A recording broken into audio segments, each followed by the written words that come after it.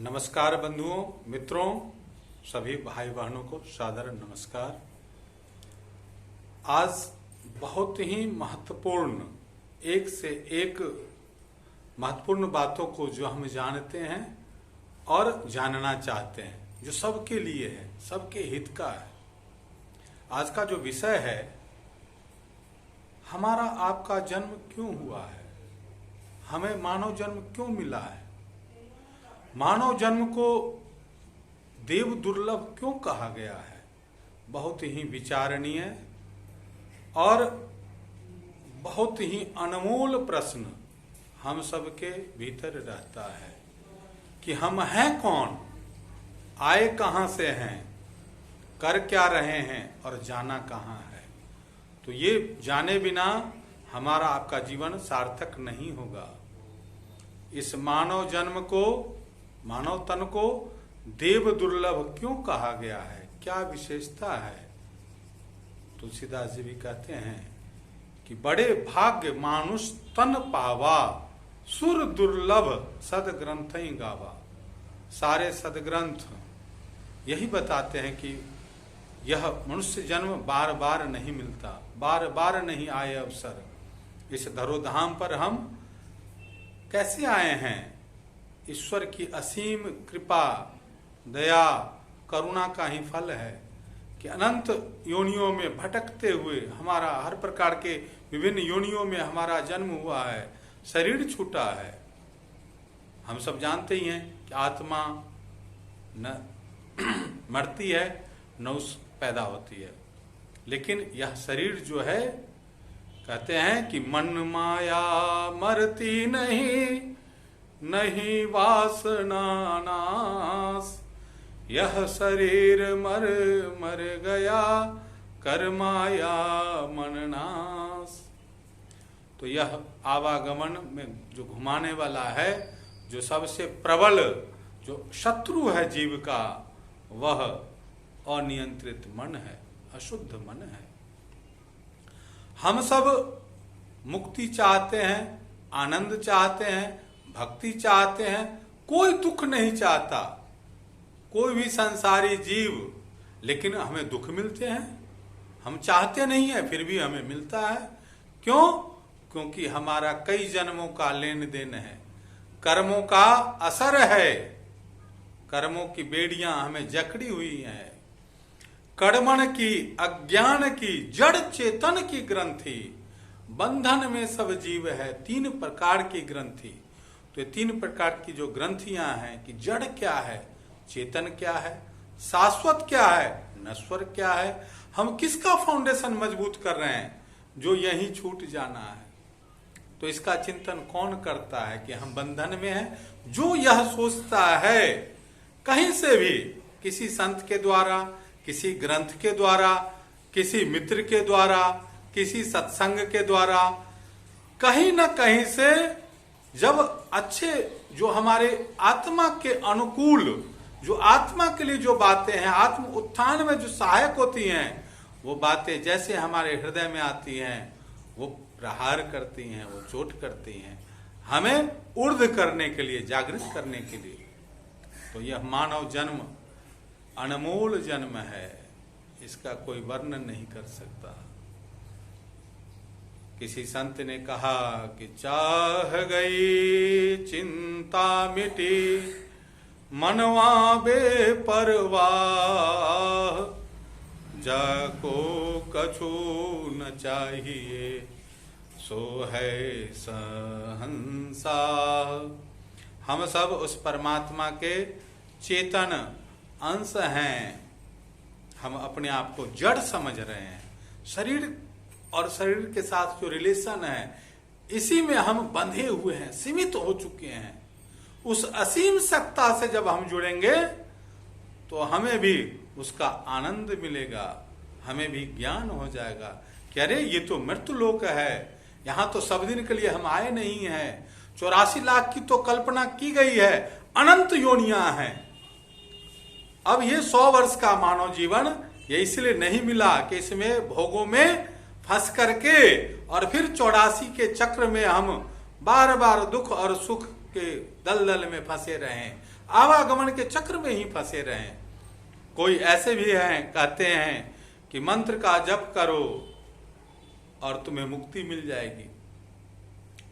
मंत्र हम जप करते हैं, यहां सोचने की बात है। मंत्र से हमारा मन शुद्ध होता है, एकाग्र होता है, लेकिन आवागमन से मुक्ति नहीं मिलती। यह भी एक अटल सत्य है।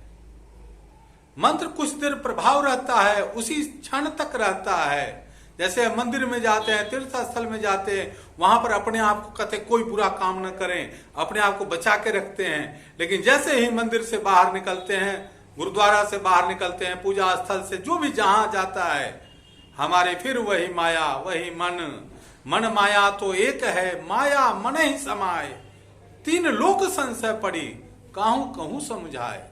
किसको समझाएं, कैसे समझाएं? ये मन और माया एक साथ मिश्रित ही हैं। ये फंसा के रखने वाला जीव का सबसे बड़ा जो बाधा है, बैरियर है, ऑब्स्टेकल है, वो क्या है? इस मन को ही साधना चाहिए हमें। मन को कैसे साधेंगे? तो हम आहार शुद्ध रखें, अन्न शुद्ध भोजन करें, शुचिता, शुद्धता, अंतः और वायु, ये सारी शुद्धता चाहिए हमारे अंदर, प्योरिटी चाहिए। क्योंकि पात्र अगर गंदा है तो अमृत तत्व उसमें नहीं रखा जाता है। प्राणायाम करते हैं, उससे भी हमारा मन शुद्ध होता है, एकाग्र होता है। लेकिन पूर्ण कृपा कब होती है? प्रभु प्रसाद सदगुरु दया, मना हो ये स्वाधीन, अन्य युक्ति कोई नहीं लगे, सदगुरु चरण अधीन। सदगुरुदेव के मिले बिना, सदगुरुदेव की सेवा किए बिना, उनको अपनी सेवा से प्रसन्न किए बिना किसी भी जीव का, किसी भी व्यक्ति का, चाहे वो बहुत बड़ा वाचक ज्ञानी हो, कथाकार हो, प्रवचनकार हो, बहुत सारे विषयों में उसने पीएचडी कर रखी हो, कोई लेना देना नहीं है। वह पूर्ण रूप से अपने मन को नहीं जीत सकता। यह सिद्धांत अटल है, इसको कोई काट नहीं सकता। प्रकृति की कोई शक्ति से नहीं काट सकती। सदगुरु और सदगुरु, हम बहुत सारे ऐसे भी सुनते हैं, कहते हैं कि मन को प्रभु के समर्पित कर दो। अरे प्रभु कहाँ है?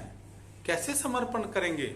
मन के समर्पण की भूमि क्या है? हम कैसे आत्मा मन से क्या समर्पण करेंगे? हम आत्म तत्व को जानते नहीं। स्वयं का जब तक ज्ञान नहीं होगा, स्वयं को जाने बिना हम इंद्रियों से क्या समर्पण करेंगे? क्या मिलने वाला है? अच्छे कर्म का अच्छा परिणाम, बुरे कर्म का बुरा परिणाम। तो हम सब गीता पढ़ते हैं, जानते ही हैं कि अवश्यमेव भोक्तव्यम कृतम कर्म शुभाशुभम। तो हम आत्मा की ध्वनि को सुने, हमारा चिंतन स्वार्थ से रहित हो, परमार्थ की हो, व्यापक हो। हमारी चेतना का जो विकास करने वाला है वही तो सदगुरु है। हमें जो आत्म तत्व को दर्शन कराने वाले हैं वही तो सदगुरु हैं। एक और एक ही है, वह ब्रह्म विद्या है। और ब्रह्म विद्या का जो प्रदाता है उसे ही सदगुरु कहते हैं। यह आवागमन के चक्र से मिटाने वाला, भक्ति और मुक्ति का जो प्रदाता है, आवागमन की बेड़ियों को काटने वाला जो है, वही तो सदगुरु है। हम सबको सदगुरु की ही खोज करनी चाहिए। बिल्कुल सरल है, सटीक है, इससे अलावा कुछ है ही नहीं। सदगुरु और प्रभु में कुछ अंतर ही नहीं है। सदगुरु मिल गए तो आपका आधा काम तो उसी समय हो गया। और जब उनके दिशा निर्देश में, अनुशासन में गुरुमुखी होकर के, मनमुखी नहीं, गुरुमुखी उनके नियम आदेश में जब रहते हैं तो हम जीते जी उस परमानंद को प्राप्त कर लेते हैं, उसका अनुभव कर लेते हैं, मुक्त हो जाते हैं। यही तो मुक्ति है। हरि से जन तू हेत कर हरिजन से हेत, माल मुलुक हरि देत है, हरिजन हरि देत। तो हम सब उस हरिजन कौन है? यहाँ सदगुरु है। तो हम सब उसी सदगुरु के शिष्य बने, सदगुरु ढूंढे। अगर जीवन कहते हैं कि यह बीतता चला जा रहा है, काल का देश है, आज रहो कल नहीं रहो, क्या जीवन परमान, अंध जीव क्यों भूलहूं, भजले पुरुष पुराण। वह परमपिता परमात्मा, उनकी ही भक्ति करनी चाहिए, उन्हीं की भक्ति से मुक्ति मिलता है। और वो देह रूप में सदगुरु हैं, प्रकट रूप में सदगुरु हैं। इनके भी दो रूप में हैं, परोक्ष और अपरोक्ष। तो हम जब सदगुरु विधान से साधन करते हैं, सेवा करते हैं और सत्संग करते हैं, तो हमारा आपका जो जन्म है वो सफल सार्थक, और जीते जी हम उस बेड़ी को काट देते हैं जो अनंत काल से हम पर चढ़ी हुई है, परत दर परत। कहते लोहा और ये पारस दोनों का स्पर्श जो ही होगा, क्या होगा, वो स्वर्ण में परिणत हो जाता है। लेकिन बीच में आवरण हो, द्वेष हो, राग हो, तो कई जन्मों के जो कर्म है उस बंधन प्रारब्ध भोगना ही पड़ता है। किसी को किसी रूप में, किसी को किसी रूप में, कोई वंचित नहीं है इससे। देह धरे का दंड है, सब काहू को होय, ज्ञानी भुगते ज्ञान से, मूर्ख भोगे रोय। मूर्ख कैसे भोगता है? रो रो करके। अरे दुख आता है तो हम ये सोचे कि हमारा कर्म जो है बैलेंस हो रहा है, इसको सफा दफा किए बिना लेना देना जैसे ही मिटेगा आप मुक्त हो जाएंगे। वो भी अटल सत्य है, कर्म का सिद्धांत अटल है। तो हम सब परमात्मा की असीम कृपा दया से, सदगुरुदेव ने जो हमें ज्ञान दिया है, जो अनुभव दिया है, मैं तो सभी से हाथ जोड़ करके यही प्रार्थना करता हूं कि अपने जीवन में सदगुरु को खोजे। बिना संत की कृपा के प्रथम भक्ति संतन कर संगा। सत्संग, सत्य का संग, उसका संग कौन कराएगा? तो वही सदगुरु हैं, उनको मिलते ही और उनके आदेश में जब हम चलेंगे तो कोई शक्ति नहीं रोक सकती। उतार चढ़ाव आएंगे, दुख भी बढ़ेगा, लेकिन हम उसमें भी अविचल रहेंगे। शील, शौच, संतोष, करुणा, दया, परोपकार में जीवन रहेगा और उस लक्ष्य को भी जीते जी प्राप्त कर लेंगे। इसमें कोई संशय नहीं है, कोई भय नहीं है। प्रेम से बोलिए सदगुरुदेव भगवान की जय। आप सब वीडियो को लाइक करना, चैनल को सब्सक्राइब करना और शेयर करना ना भूलें। बहुत बड़ी कृपा है प्रभु की।